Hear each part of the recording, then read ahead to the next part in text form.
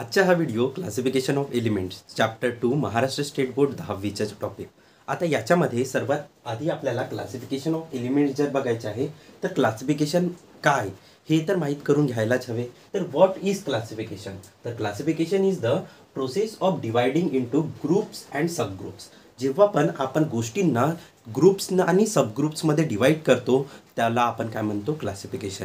जर मला क्लासिफिकेशन करायचे आहे ह्युमन्सच्या तर मी मेल्स फिमेल्समध्ये डिवाइड करतो, तर याच गोष्टीला आपण क्लासिफिकेशन म्हणतो. त्याच प्रकारे आपल्याला इथं काही पॉझिटिव्ह दिसत असतील, काही निगेटिव्ह दिसत असतील, तसेच काही असे झिरो दिसत असतील ज्यांच्यामध्ये काहीही पॉझिटिव्ह पण नाही निगेटिव्ह पण नाही. अशा गोष्टींना आपण 3 भागांमध्ये डिवाइड करू शकतो. त्याच प्रकारे जर आपल्याला कोणती पण गोष्टीला जर डिवाइड करत आहोत किंवा ग्रुप्स पाडत आहोत त्या प्रोसेसला आपण क्लासिफिकेशन म्हणतो. हा जो चॅप्टर आहे त्याच्यामध्ये आपल्याला क्लासिफिकेशन करायचे आहे एलिमेंट्सचा. तर एलिमेंट्स म्हणजे काय? याच्या अगोदर आपण एलिमेंट्ससारखा एक गोष्ट शिकलेला होता तो म्हणजेच ॲटम. तर ॲटम काय असते आणि एलिमेंट्स काय असते, दोघी गोष्ट डिफरंट का बरं आणि आपण कशा प्रकारे दोघांना समजू शकतो हा बघूया. तर elements is the purest form of a substance. जर एखादा सबस्टन्स आहे तो त्याच्या स्वतःच्या प्युअर फॉर्ममध्ये आहे, म्हणजे जर मी आयरन्स म्हणत आहे तर सर्वच्या सर्व जर आयरनचे ॲटम्स जे ॲटम्स आहेत ते आयरननेच जर बनलेले असतील तर त्या गोष्टीला मी काय म्हणणार? त्या गोष्टीला मी म्हणू शकतो एलिमेंट. जर माझ्याकडे खूप सारे ॲटम्स असा एक सबस्टन्स आहे ज्याच्यामध्ये बहुत सारे ॲटम्स आहेत आणि हे सर्वच्या सर्व ॲटम कशाचे आहेत? आयरनचे आहेत. आयरनला Fe लिहितो मी, तर Fe हे सर्वच्या सर्व काय आहेत? Feचे बनलेले आहेत. तर हा सर्वच्या सर्व सबस्टन्स म्हणजेच काय झाला? एक एलिमेंट. म्हणजे कोणता एलिमेंट? तो आयरन झाला. म्हणजे जर सबस्टन्स त्याच्या प्युरेस्ट फॉर्ममध्ये असला तर मी त्याला एलिमेंट म्हणतो. जेव्हा ह्याच प्युरेस्ट फॉर्मचा मी एक ॲटम पाहणार तर त्या ॲटमला मी स्मॉलेस्ट पार्टिकल पाहणार ज्यांना मी फर्दर डिवाइड करू शकणार नाही, अशा गोष्टीस मी ॲटम म्हणतो. म्हणजे प्युरेस्ट फॉर्ममध्ये जर सबस्टन्स असला त्याला डिवाइड करत गेलो आणि मला जो छोटा पार्टिकल मिळणार त्या पार्टिकलला आपण ॲटम म्हणतो. इतक्या गोष्टीमधनं तुम्हाला काय समजलं की क्लासिफिकेशन ऑफ एलिमेंट्स म्हणजे एलिमेंटच्या वर्गीकरण, म्हणजे एलिमेंटचे ग्रुप पाडत आहोत. आता एलिमेंटचे जे ग्रुप पाडणार ते म्हणजेच काय? तर व्हॉट इज क्लासिफिकेशन शिकलं, the process of dividing into groups and subgroups. आणि याच्यामध्ये आपण कशाला डिवाइड करत आहोत? एलिमेंट्सला. तर क्लासिफिकेशन ऑफ एलिमेंटची डेफिनेशन काय म्हणू शकतो आपण? द प्रोसेस ऑफ डिवाइडिंग कशाला डिवाइड करत आहोत आपण? एलिमेंट्सला. Dividing elements into groups and subgroups is called classification of elements. तर क्लासिफिकेशन ऑफ एलिमेंटची अशी डेफिनेशन झाली. त्याच्यानंतर आपण बघितला की एलिमेंट्स म्हणजे काय? जेव्हा पण तो प्युरेस्ट फॉर्ममध्ये राहणार सबस्टन्स त्याला आपण काय म्हणणार? त्याच एलिमेंट. ठीक आहे. त्याच्यानंतर हा जो ॲटम राहते तो काय राहते? Smallest undivisible particle of a matter. कोणत्याही मॅटरच्या स्मॉलेस्ट अनडिव्हिजिबल पार्टिकलला आपण काय म्हणतो? ॲटम म्हणतो. समोर आपण काय बघणार आहोत? तर आपण पहिल्यांदा एलिमेंट्सला कशा प्रकारे ॲटमला तोडलो किंवा डिवाइड केलो किंवा क्लासिफाय केलो तो बघूया. बट जर तुम्ही हा लिहायचा असेल तुम्हाला तर लिहून घ्या आपण किंवा स्क्रीनशॉट काढून ठेवून टाका. ठीक आहे. तर करा. पहा, 18व्या शतकामध्ये आपल्याला माहिती नव्हता, म्हणजे 18व्या शतकाच्या अगोदर आपल्याला माहिती नव्हता की कशा प्रकारे वर्गीकरण करायचं. सायंटिस्ट वगैरे तितका शोध लागायला होता सर्व काही. तर हा क्लासिफिकेशन ऑफ एलिमेंट जो होता तो फक्त 2 बेसिसवर होता की एक तर मेटल्स असतील, दुसरे नॉन मेटल्स असतील. आता मेटल्स कोण, नॉन मेटल्स कोण? तर ज्यांच्याकडे हे प्रॉपर्टीज असतील, ह्या प्रॉपर्टीज आहेत काही मेटॅलिक प्रॉपर्टीज सांगितल्या त्यांनी, आणि जर ह्या प्रॉपर्टीज असतील कोणत्या तरी सबस्टन्समध्ये किंवा एलिमेंटमध्ये तर आपण त्यांना मेटल्स म्हणतो. तर कोणत्या प्रॉपर्टीज आहेत त्या? तर लश्चर म्हणजे शाईन करणे. जर आपण लोह्याला घासला असा तर ते काय करते? शाईन करते. तर ती लश्चरची प्रॉपर्टी असणार ती काय आहे? मेटॅलिक. जे पण मेटल्स असतील त्यांच्या बॉइलिंग पॉईंट काय राहणार? शार्प बॉइलिंग पॉईंट राहणार. जर तुम्ही पाणी उभारला तर काय होणार? 100 डिग्रीवर तो उभारायला सुरुवात होते म्हणते. बट एक्झॅक्टली 100 डिग्रीवर होते का? नाही. तो 75 पासनं 125 पर्यंत होणार. तर अशा वेळी आपण काय म्हणणार की हा याचा पर्टिक्युलर तोच टेम्परेचर आहे का? नाही. म्हणून हा काय? नॉन मेटलच्या कॅटेगरीमध्ये. बट जर तुम्ही मेटल्स बघितला तर मेटल्स काय करतील? बरोबर तो एक पर्टिक्युलर टेम्परेचर आला की ते पूर्णच्या पूर्ण मेल्ट होऊन जातील. तर म्हणूनच यांच्याकडे काय राहणार? एक शार्प मेल्टिंग पॉईंट पण राहणार, म्हणजे वितळतील पण एक, आणि बॉईल पण जे काय होतील एका पर्टिक्युलर टेम्परेचर टेम्परेचरवर, म्हणजे डिफिनाईट मेल्टिंग पॉईंट आणि डेफिनाईट बॉइलिंग पॉईंट राहणार यांच्याकडे. आणि good conductor of heat and electricity, यांच्यामध्ये काय होणार, इलेक्ट्रिसिटी पास होणार. जसा मी याला इथं हीट करत आहे तर मला इकडे गरम नाही लागणार, तर काय होणार, हा पूर्णच्या पूर्ण जळून जाणार. इकडे मला फील पण नाही होणार. पण याच्याच ठिकाणी जर मी एक लोह्याचा रॉड घेतला आणि मी गरम करत आहे तर मेल्ट होण्याच्या अगोदरच मला इकडे गरम लागणार, चटका लागणार. तर याच्यामध्ये काय आहे, हीट आणि इलेक्ट्रिसिटी काय आहे, प्रॉपर्टी आहे की हीट आणि इलेक्ट्रिसिटीला हा कंडक्ट करते, म्हणजे वाहून नेऊ शकते. कोण, मेटल्स. त्याच्यानंतर मेलियाबिलिटी अँड डक्टिलिटी. जर मी मेटल्स घेतला आणि मेटल्सला असा लांब केला तर तो काय होणार, असा लांब होऊ शकणार, वायरमध्ये कन्वर्ट होऊ शकणार. या प्रॉपर्टीला आपण डक्टिलिटी म्हणतो. जर मी याला असा खिचला तर हा बेंट नाही होणार, हा तुटून जाणार. तर जेव्हा आपण एखाद्या सबस्टन्सला खिचतो आणि त्याला आपण वायरमध्ये कन्वर्ट करू शकतो, अशा प्रॉपर्टीला डक्टिलिटी म्हणतो. तशाच प्रकारे जर मी याला ठोकत आहे तर काय होणार, हा एका थिन शीटमध्ये कन्वर्ट होऊ शकतो. या प्रॉपर्टीला मेलियाबिलिटी म्हणतात. तर याच्यामध्ये काय राहते, मेलियाबिलिटी पण राहणार आणि डक्टिलिटी पण राहणार. तर ह्या ज्या प्रॉपर्टीज आहेत ज्या पण सबस्टन्समध्ये मिळतील त्यांना आपण काय म्हणतो, मेटल्स. म्हणून मेटल्सची प्रॉपर्टीज जेव्हा आपण मेटलची डेफिनेशन पण लिहिणार तेव्हा आपण काय लिहिणार, मेटल्स. मेटल्स काय आहेत, एलिमेंट्स कंटेन्स मेटॅलिक प्रॉपर्टीज. असे एलिमेंट ज्यांच्यामध्ये मेटॅलिक प्रॉपर्टी कंटेन म्हणजे राहते, अशा एलिमेंट्सला आपण काय म्हणतो, मेटल्स म्हणतो. त्याच्यानंतर काय बघणार, elements don't have a metallic property, अशी प्रॉपर्टी नाही, त्यांना आपण काय म्हणणार, नॉन मेटल्स म्हणणार. आता मग मेटॅलॉइड्स म्हणजे काय, तर असे पण काही एलिमेंट्स आहेत जे मेटल्स आणि नॉन मेटल्स दोघांची प्रॉपर्टी शो करू शकतात, अशांना आपण काय म्हणतो, मेटॅलॉइड्स. साधारणतः हे जेव्हा लो टेम्परेचर राहते तेव्हा नॉन मेटलच्या कॅरेक्टरिस्टिक शो करतात आणि हायर टेम्परेचरला हे साधारणतः म्हणत आहे, प्रत्येक वेळी नाही, तर हे काय करतील, हायर टेम्परेचरवर मेटलच्या प्रॉपर्टीज शो करतील. तर हा पण इम्पॉर्टंट आहे की classification of elements before 18th century कशा प्रकारे करण्यात आलेला होता, तर मेटल्स आणि नॉन मेटल्स. त्याच्यानंतर आपल्याला माहिती चाललं की मेटॅलॉइड्स काय असतात म्हणून. आणि त्याच्यानंतर आता आपण 4 सायंटिस्टबद्दल शिकणार आहोत. बट त्याच्या अगोदर हा तुम्ही सर्व काही लिहून घ्या आणि आपण चेंज करू यानंतर.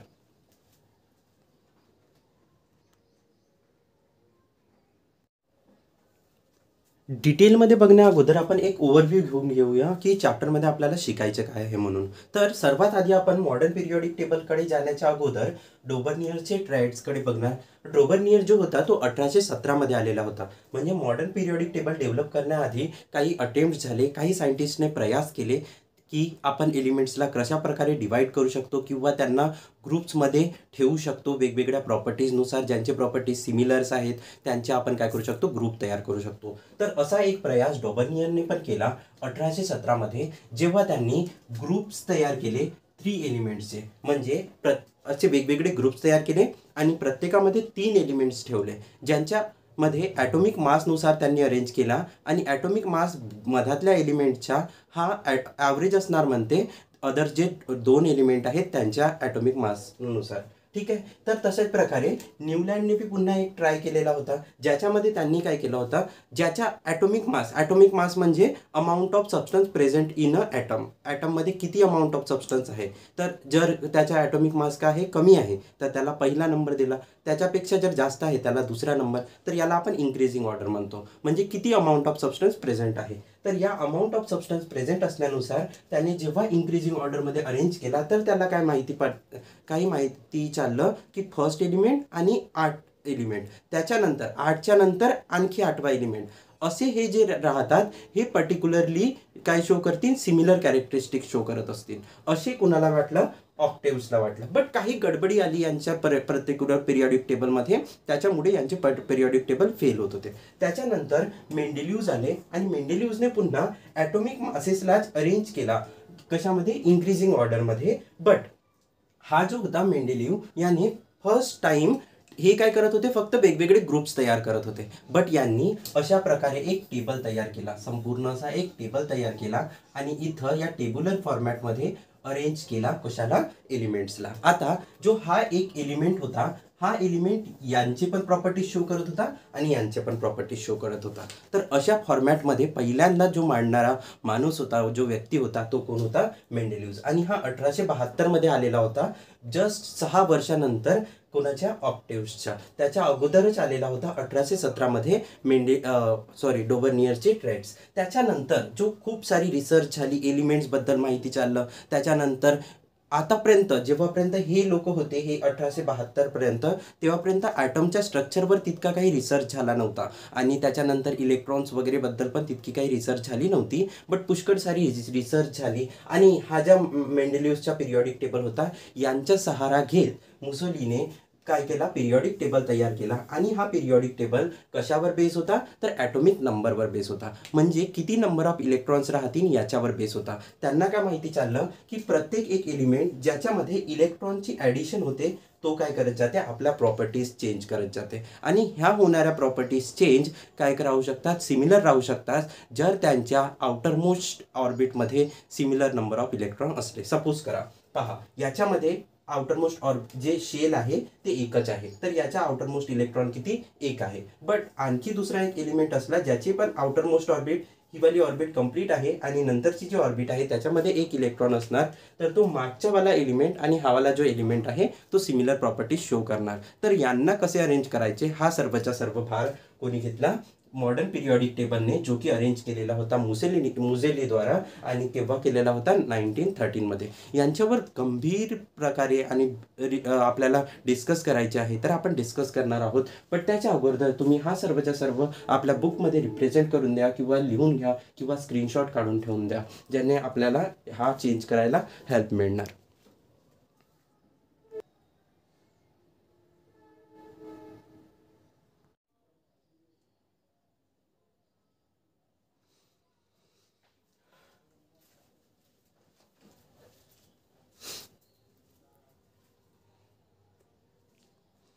इथपासून आपला चॅप्टर सुरू होत आहे. आणि डोबर्नियरचे ट्रायड्स हा पहिला क्लासिफिकेशन मांडण्यात आलेला होता सायंटिस्टद्वारे. हा पहिली सायंटिफिक स्टडी होती ज्याच्यामध्ये 3चा ग्रुप्स डोबर्नियरने तयार केला.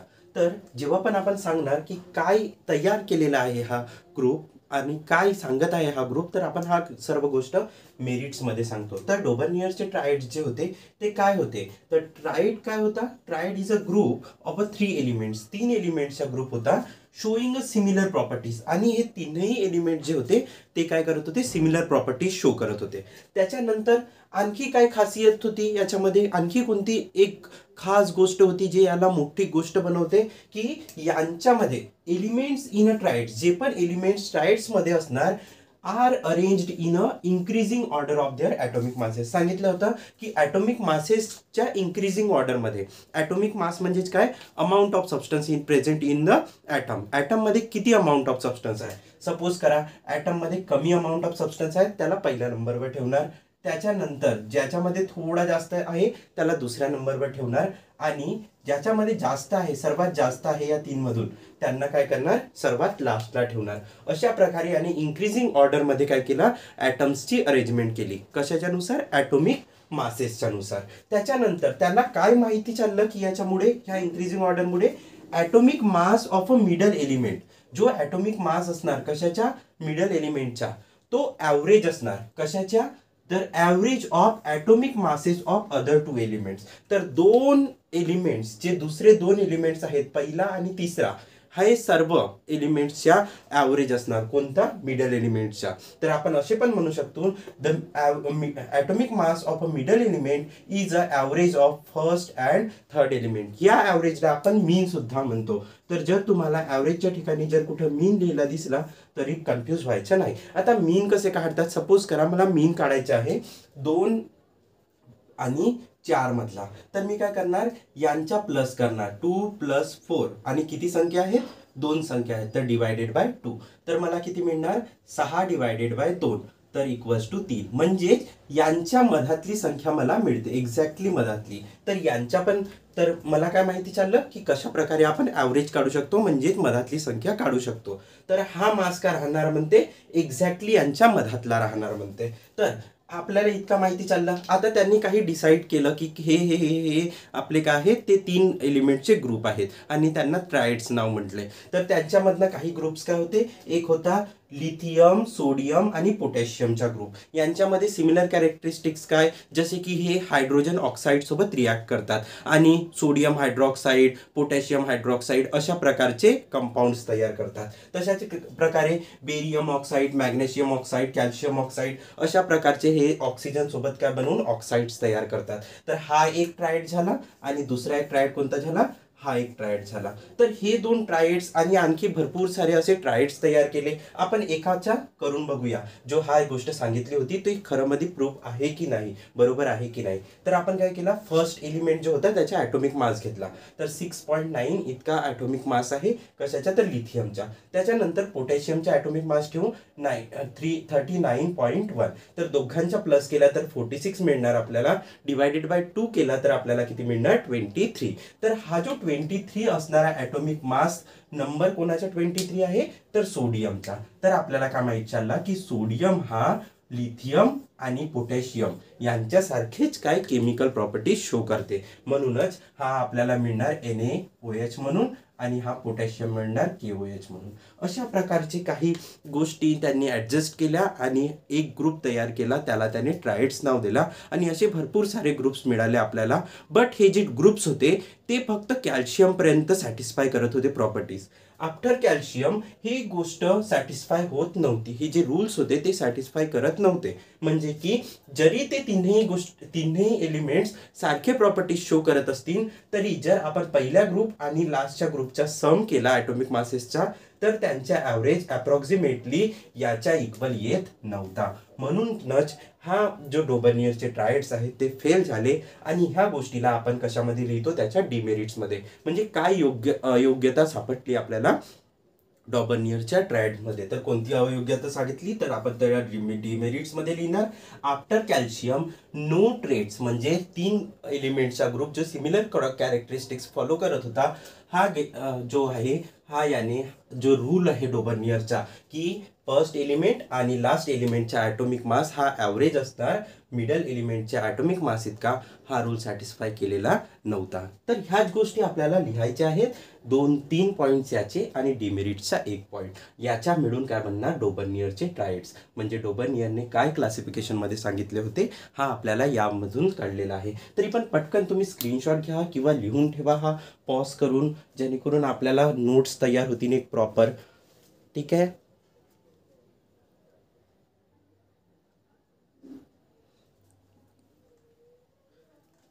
आणि हो, डोबर्नियरच्या नंतर आपल्याकडे न्यूलँड साहेब आले आणि न्यूलँडने 1900 हा कितीचा होता, हा यांनी 1817 मध्ये हा सर्वच्या सर्व पिरियॉडिक टेबल तयार केले. सॉरी, डोबर्नियरचे ट्रेड्स तयार केलेले होते. न्यूलँड आले 1866च्या दरम्यानमध्ये.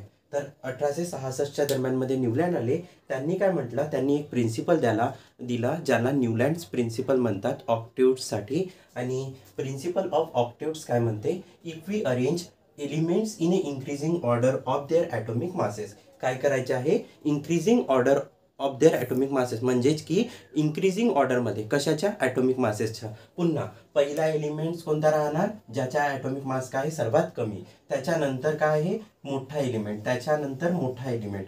जशा प्रकारे त्यांनी तयार केलेला होता तशाच प्रकारे. बट इथं आपण 3-3चा ग्रुप तयार केलेला आहेत का, नाही. तर सर्वच्या सर्व एलिमेंट्स जे पण आहेत त्यांना असे इंक्रीजिंग ऑर्डरमध्ये अरेंज केला. आता यांच्यामध्ये मी याच्यासाठी तयार केलेला आहे की हे रिपीट होतात म्हणून सांगण्यासाठी. तर त्यांना काय माहिती चाललं की हा असा अरेंज करत आहोत आपण, पहिला, दुसरा, तिसरा, चौथा, त्याच्यानंतर हा 5वा, त्याच्यानंतर हा 6वा, त्याच्यानंतर हा 7वा, त्याच्यानंतर हा 8वा.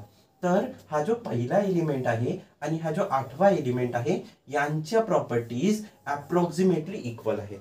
म्हणजे हा जो पहिला एलिमेंट जो राहणार आणि प्रत्येक 8वा जो एलिमेंट राहणार त्यांच्या प्रॉपर्टी जवळपास सारख्या येत आहेत. तर पहा, पहिला कोण होता, लिथियम होता. त्याच्यानंतर beryllium, boron, carbon, nitrogen, oxygen, fluorine. 7 झाले, 1 2 3 4 5 6 7. 7च्या नंतर जो 8वा एलिमेंट येणार त्याची प्रॉपर्टी एक्झॅक्ट इक्वल होती लिथियमच्या. तर म्हणूनच याच्या अगोदर पण आपण पाहिलेला होता की हे जे 3 लोक आहेत हे काय करत आहेत, सिमिलर प्रॉपर्टीज शो करत आहेत. तर न्यूलँडने काय सांगितलं, प्रत्येक 8वा जो एलिमेंट आहे म्हणते तो सिमिलर प्रॉपर्टीज शो करत आहे. आता हे यांना त्यांच्या मागेचा रिझन माहिती होता का? नाही, बिलकुल नाही माहिती होता. बट याच्यानंतर येणाऱ्या सायंटिस्टने याच्या मागेचा रिझन शोधला आणि आपण तो बघणार आहोत की का बरं हे 8वा जो एलिमेंट राहणार तो सिमिलर प्रॉपर्टीज शो करणार. बट यांच्यामध्ये यांनी सांगितलं, if we arrange the element in a increasing order of their atomic masses we find every eight element will show similar characteristics to its first. जो याचा फर्स्ट एलिमेंट राहणार त्याच्यासारखे 8वा element पण काय करणार, सिमिलर कॅरेक्टरिस्टिक शो करणार. तर तुम्हाला काय करायचं आहे, ऑक्टेट्सचा प्रिन्सिपल लिहायचा आहे, त्याच्यानंतर त्याचा एक एक्झाम्पल तयार करायचा आहे. आता त्यांचे डिमेरिट्स काय होते, तर याच्यामध्ये पण डिमेरिट्स काय राहणार, डिमेरिट्स म्हणजे की हा काय करू शकला नाही. तर डिमेरिट्स काय आहेत, after calcium octets rules not gate followed.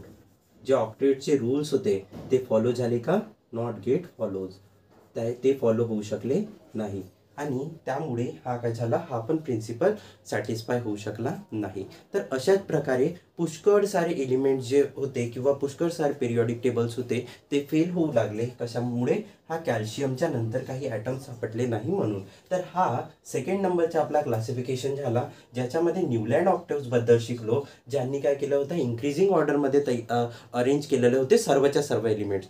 3 पर्यंत थांबले का, नाही. त्याच्यामध्ये त्यांना काय माहिती चाललं की प्रत्येक 8वा जो एलिमेंट राहणार तो काय करणार, सिमिलर प्रॉपर्टीज शो करणार. एव्हरी 8th एलिमेंट, बोला माझ्यासोबत, every 8th element showcase similar properties as its first. काय करणार, एव्हरी 8th एलिमेंट फर्स्ट सारख्या प्रॉपर्टीज शो करणार when we arrange them in a increasing order of their atomic masses. हा कुणं सांगितला, ऑक्टेव्सचा प्रिन्सिपल आहे आणि ऑक्टेव्सने हा प्रिन्सिपल सांगितला होता. यांना पण पूर्णच्या पूर्ण जसेच्या तसे तुम्ही नोट करू शकता, जेणेकरून तुमच्याकडे एक प्रॉपर नोट्स तयार होऊन जातील. आपल्याकडे प्रिन्सिपल ऑफ ऑक्टेव्स हा एक्झाममध्ये पण सुद्धा विचारते, त्याच्यावरचे एक्झाम्पल विचारते आणि डिमेरिट्स विचारणार आणि तुम्ही मेरिट्समध्ये प्रिन्सिपल ऑफ ऑक्टेव्स लिहू शकता. स्क्रीनशॉट घेऊन घ्या याचा.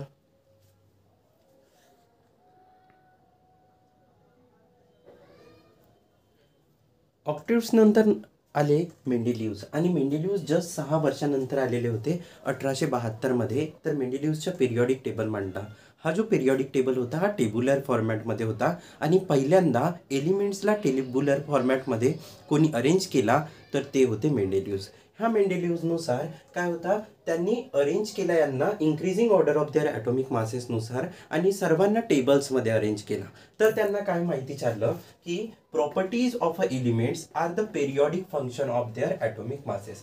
म्हणजे ॲटॉमिक मासेस वर डिपेंड असणार म्हणते सर्वच्या सर्व पेरियॉडिक फंक्शन. पेरियॉडिक फंक्शन म्हणजे असे फंक्शन जे प्रॉपर्टीज राहतील जे स्वतःला रिपीट करतात, हे बेस्ड असतील म्हणते ॲटॉमिक मासेसवर. आता पेरियॉडिक फंक्शन्स म्हणजे काय ते समजून घेण्याआधी हे सर्व काही समजून घेऊया की first arrangement of a element म्हणजे पहिली अरेंजमेंट कशाची, एलिमेंट्सची, in a tabular format was made by Mendeleev's. पहिल्यांदा जो टेब्युलर फॉर्मॅट तयार करण्यात आला होता तो मेंडेलिव्हजद्वारे तयार करण्यात आलेला होता. Tables was divided into horizontal rows आणि या हॉरिझॉन्टल रोजला त्यांनी काय म्हटलं, पिरियड्स म्हटलं. त्याच्यानंतर अँड वर्टिकल कॉलम्स आणि वर्टिकल जे कॉलम्स होते त्यांना काय म्हटलं, ग्रुप म्हटलं. तर अशा प्रकारे त्यांनी अरेंजमेंट तयार केलेली होती. कशाची, तर एलिमेंट्सची, म्हणजे टेब्युलर फॉर्मॅटमध्ये. तर हा टेबलचा म्हणजे कशा प्रकारे अरेंज केला किंवा स्ट्रक्चर म्हणू शकता तुम्ही. त्याच्यानंतर मेंडेलिव्हजचा पिरियॉडिक लॉ आहे जो काय सांगत आहे की periodic function of a elements म्हणजे जे एलिमेंट स्वतःची कॅरेक्टर्स रिपीट करतात त्यांना आपण काय म्हणतो, पेरियॉडिक फंक्शन. जसा असा एक ड्रेस जो मी काय करते, सेम इंटरवल नंतर मी घालून जाते, तशाच प्रकारे सेम कॅरेक्टरिस्टिक्स जे काही वेळानंतर पुन्हा रिपीट होतील अशांना आपण काय म्हणतो, पेरियॉडिक फंक्शन म्हणतो. तर काय म्हणते, त्याच्यानंतर आपल्याला पेरियॉडिक फंक्शन आणखी एक सांगू शकता. जसा हा एक घडीचा काटा आहे, हा काय करणार, प्रत्येक 12 तासानंतर हा 12वर येऊन जाणार, असा असा फिरणार, आणखी पुन्हा काही अंतरावर 12वर येणार, तर हा काय झाला, पिरियॉडिक कॅरेक्टर झाला. तर तशाच प्रकारे properties of a elements, properties of a elements are the periodic function of their atomic masses. हे काय आहेत म्हणते, पिरियॉडिक फंक्शन आहेत म्हणते, म्हणजे ते स्वतःला रिपीट करतील म्हणते. आणि हे कुणाचे फंक्शन आहेत म्हणते, ॲटॉमिक मासेसचे. म्हणजे हे डिपेंड कुणावर राहतील, ॲटॉमिक मासेसवर. म्हणजे जेव्हा आपण ॲटॉमिक मासनुसार अरेंज करणार तेव्हाच हे आपल्याला रिपीट होताना दिसतील, अदरवाईज रिपीट होताना दिसतील काय नाही. हे कोणी सांगितलं आपल्याला, मेंडेलिव्हजने. आणि सर्वात इम्पॉर्टंट आहे मेंडेलिव्हजच्या पिरियॉडिक लॉ. ठीक आहे. आता आपल्याला काय करायचे आहे, याचे मेरिट्स पाहायचे आहेत, म्हणजे काय काय याच्या जो टेबल होता त्याच्यामधनं आपण काय काय इन्साईट घेऊ शकतो, कशा प्रकारे अरेंज करण्यात आले, तशाच प्रकारे काय काय गोष्टी राहिलेल्या होत्या त्या बघायच्या आहेत. तर हा सर्व काही नोट करून घ्या, जेणेकरून थोडेसे नोट्स तयार करायला हेल्प मिळणार आणखी.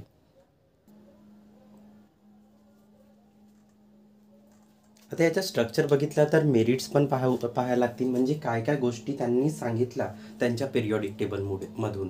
आणि त्या गोष्टी इम्पॉर्टंट पण होत्या. पुष्कळ सारी रिसर्च झाली, तेव्हा आपल्याला जो ॲटमचा प्रॉपर स्ट्रक्चर आहे तो माहीत नव्हता. मेंडेलिव्हजने अशा काही गोष्टी ठेवल्या ज्या प्रेडिक्शन होत्या, आणि त्या प्रेडिक्शन जो होता तो सक्सेसफुल झाला. म्हणून मोस्ट इमॅजिनरी मॅन किंवा म्हणू शकतो most successful scientist in the table, जो टेबल्स तयार करण्यात होता तो मेंडेलिव्ह ठरवण्यात आला. कारण की ॲटमच्या आतापर्यंत स्ट्रक्चर माहिती व्हायला होता, आणि ह्या सर्व गोष्टी त्याच्या अगोदर ठरवण्यात आल्या, आणि मेंडेलिव्हजने त्या सक्सेसफुल करून दाखवल्या. तर त्या कोणत्या गोष्टी आहेत, तर यांनी first time merits of Mendeleev's periodic table, काय मेरिट्स होते यांचे, he successfully arranged all known elements in tabular format. याच्या अगोदर आपण बघित होता की कॅल्शियमपर्यंत येऊन बाकीचे अरेंजही नाही होऊ शकत होते, जे रूल्स सॅटिस्फायच नाही करत होते. इवन तेव्हा कमी एलिमेंट्स डिस्कवर झालेले होते, 36च्या जवळपास, 60च्या जवळपास. मेंडेलिव्हजच्या टाईम येतपर्यंत जास्त एलिमेंट्सची जे ह्या होती डिस्कवरी झालेली होती, बट सर्वच्या सर्व एलिमेंट्सला याने सक्सेसफुली अरेंज केला. ही गोष्ट काय झाली यांच्या याच्यामध्ये आपण मेरिट्समध्ये म्हणू शकतो. He corrected the atomic mass of a several elements. यांनी काय केला, काही एलिमेंटचा जो मास चुकलेला होता पिरियॉडिक, जे मागेच्या वेळेस जो क्लासिफिकेशन करण्यात आलेला होता त्याच्यामध्ये, तर यांनी त्याला सुधारवला, तर करेक्ट केला त्यांनी. त्याच्यानंतर यांनी अरेंज केला ह्या सर्व एलिमेंट्सला त्यांच्या increasing order of their atomic मासेसमध्ये, म्हणजे त्यांचे इन्क्रीजिंग, सर्वात छोटावाला पहिले, त्याच्यानंतर मोठा मोठा करत करत जायचं. त्याच्यानंतर he lived blank space for some elements. After discovery of these elements, it get fixed position as his prediction. म्हणजे यांनी ठीक आहे, जे एलिमेंट्स होते त्यांना तर अरेंज केला प्रॉपर, बट जे एलिमेंट्स फाईंड नव्हते आतापर्यंत, ज्यांचा शोध व्हायला होता, अशा एलिमेंट्ससाठी आपल्या पिरियॉडिक टेबलमध्ये ब्लँक स्पेस सोडली. आणि जेव्हा त्यांची डिस्कवरी झाली तर आपल्याला माहिती चाललं की अच्छा, जो प्रेडिक्शन केलेला होता की याच्यामध्ये हा एलिमेंट किंवा हा ॲटॉमिक मास असलेला एलिमेंट सापडणार एक्झॅक्टली इका ॲल्युमिनियम, इका सिलिकॉन, ह्या सर्व जे एलिमेंट आहेत ते तिथं फिक्स पोझिशनवर सापडले त्यांना. तर ही डिस्कवरी कोण केलेली होती, आपला जो मेंडेलिव्ह होता त्याने. त्याच्यानंतर he created separate group for a newly discovered noble gases. आधी यांनी पिरियॉडिक टेबल तयार केला, त्याच्यानंतर काही एलिमेंट्स होते ज्यांची डिस्कवरी झाली, तर त्यांच्यासाठी एक वेगळाहून ग्रुप तयार करण्यात आला. कारण की यांनी काय केलेला होता, प्रॉपर्टीजला अरेंज केलेला होता अकॉर्डिंग टू देअर ग्रुप्स. म्हणजे एका ग्रुपमध्ये जो एलिमेंट राहणार त्यांचे प्रॉपर्टीज काय, त्यांचे प्रॉपर्टीज सारखे असतील. तर हे जे एलिमेंट्स होते यांचे प्रॉपर्टीज सारखे होते. तर नवीन काही एलिमेंटची शोध लागला, ज्यांना आपण नोबल गॅसेस म्हणतो. म्हणजे असे गॅसेस जे कुणासोबत रिॲक्ट करत नाही, जे रिॲक्ट करणार नाही तर आपल्याला अर्थच्या क्रस्टमध्ये सापडणार नाही, म्हणून यांची डिस्कवरी व्हायला उशीर लागला. आणि हे उशीर झालेली डिस्कवरी नंतर झाल्यानंतर यांनी काय केला, सर्वात लास्टला एक सेपरेट टेबल बनवला, आणि या सेपरेट टेबलमध्ये हे न्यूली डिस्कवर्ड झालेले सर्वच्या सर्व एलिमेंट्सला अरेंज करून ठेवला.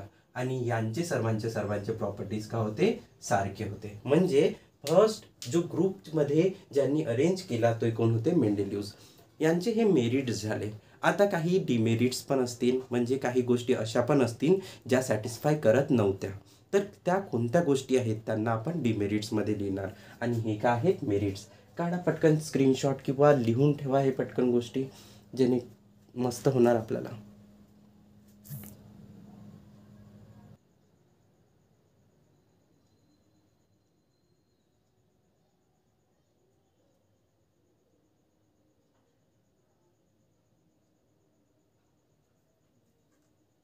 डिमेरिट्स पण खूप गरजेचे आहेत, कारण यांच्यावरच बेस्ड राहणार समोरच्या पिरियॉडिक टेबल. हे जी चुका आहेत ह्याच सुधरवल्या जाणार समोरच्या पिरियॉडिक टेबलमध्ये. ज्यांच्याकडून जो पिरियॉडिक टेबल पुन्हा तयार होणार तो जास्त योग्य असणार या पिरियॉडिक टेबलच्या कम्पॅरिझनमध्ये.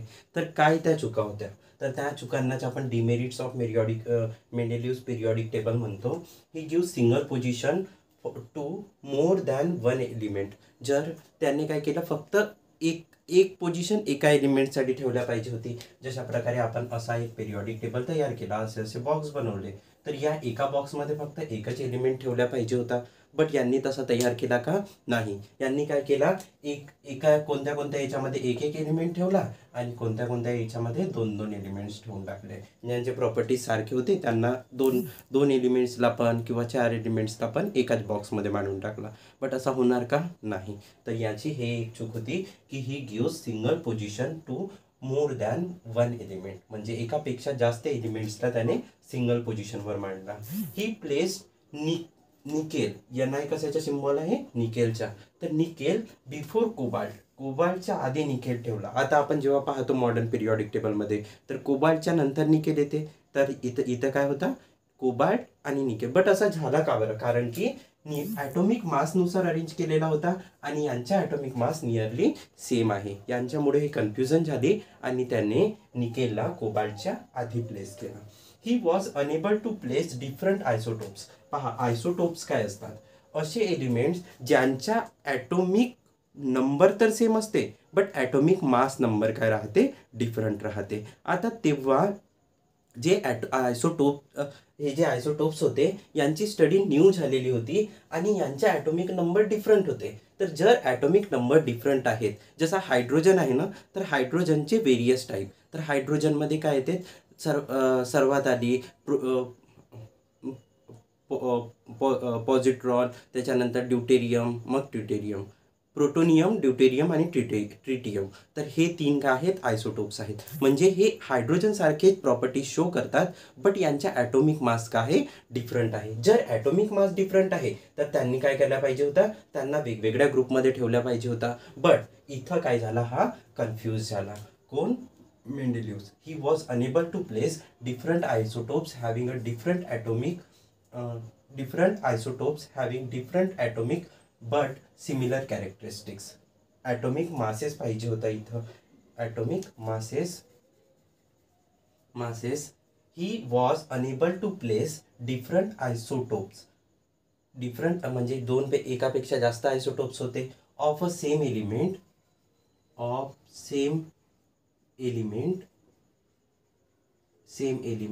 Having different atomic masses. Element same होता तो आणि त्यांच्या प्रॉपर्टीज पण सारख्या होत्या बट त्यांचा ॲटॉमिक मास काय होता, डिफरंट होता. बट कॅरेक्टरिस्टिक्स तर सिमिलर होत्या. तर अशांना कुठं ठेवायचं, तर त्यांनी पोझिशन फाइंड करू शकला का, नाही. हा मेंडेलिव्हचा एक ड्रॉबॅक होता. ठीक आहे. त्याच्यानंतर placed hydrogen with the halogens. यांनी जे आता आपण पोझिशन पाहतो हायड्रोजनची, ते पहिल्या नंबरवर दिसते आपल्याला मॉडर्न पिरियॉडिक टेबलमध्ये. ती पोझिशन कुणासोबत रिप्लेस केलेली होती, त्यांनी प्लेस केलेला होता यांना हॅलोजन्ससोबत. कारण की हायड्रोजनच्या पुष्कळ साऱ्या प्रॉपर्टीज ज्या आहेत त्या हॅलोजन्ससारख्या आहेत म्हणून त्यांना तिथं प्लेस केला. बट हे त्यांची एक चुकी होती. तर अशा प्रकारे आपण याचे डिमेरिट्स पाहिले.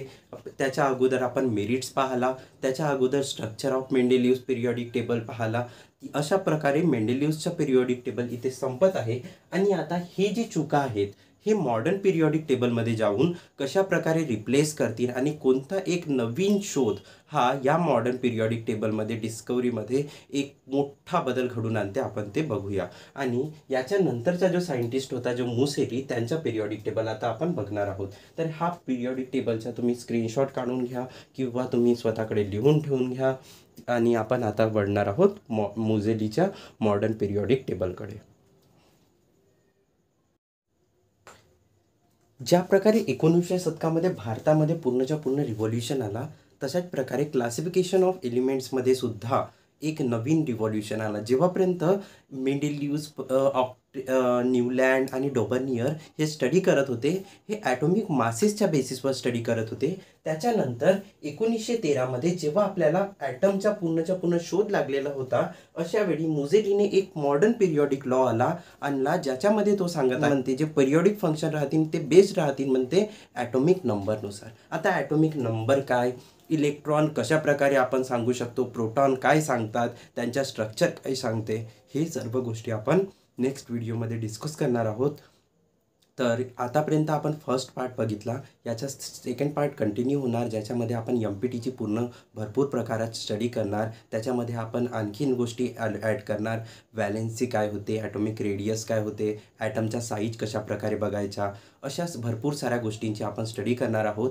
तरी जर तुम्हाला इतक्या गोष्टी जर समजल्या असतील, पार्ट 1चे जे पण काही डाऊट आहेत ते क्लिअर झालेले असतील, तर तुम्ही लाईक करा. काही डाऊट अगर राहिले असतील ते कमेंट करून सांगा. काही गोष्टी रिपीट करायच्या असतील त्या पुन्हा सांगा कमेंट करून, जेणेकरून आपण पार्ट 2 जेव्हा तयार करणार, ज्याच्यामध्ये आपण MPT पूर्णच्या पूर्ण कवर करणार आहोत, त्यामध्ये आपण ते कवर करू शकतो. आणि तुम्ही सबस्क्राईबही करा चॅनलला, जेणेकरून म्हणजे पुढच्या वेळी जेव्हा पण काही व्हिडिओ अपलोड होणार तुम्हाला ऑटोमॅटिकली जे नोटिफिकेशन आहे ते मिळून जाणार.